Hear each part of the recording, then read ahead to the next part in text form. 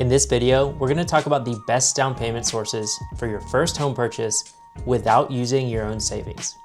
I do want to caveat all of this by saying you should save money for your own home purchase, and the ideal loan terms are always going to come from you bringing your own money to the table.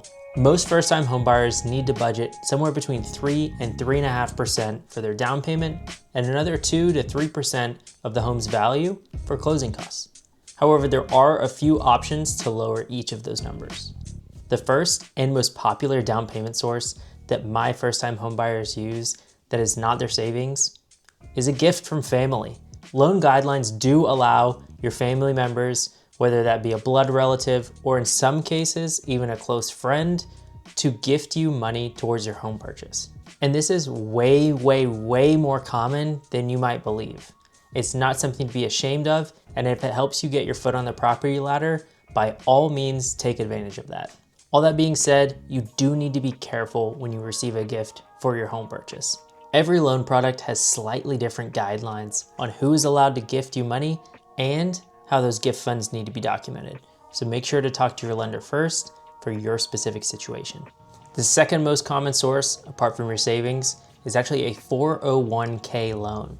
This is specifically written into the IRS tax code that you can take a loan against your own 401k for your home purchase. This loan is penalty free.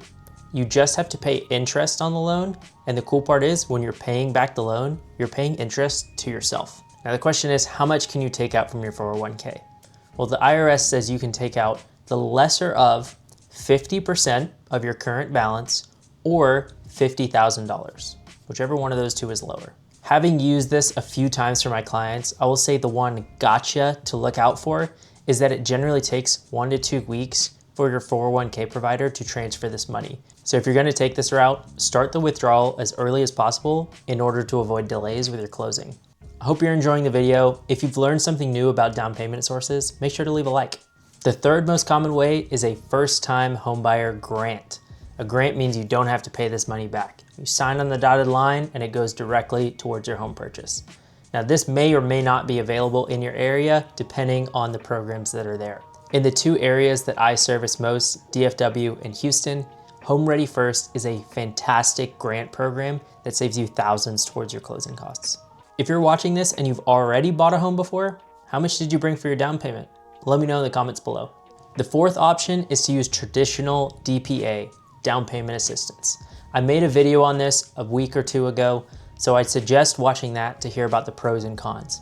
It's not quite as good as using a grant, but if it is the reason that you get inside of a home, then I highly suggest you take advantage of it. And then the final option is to find a loan that requires 0% out of pocket. These do exist. The most common 0% down loans are the VA loan for veterans or current members of our military, and USDA loans, which can be used in rural areas.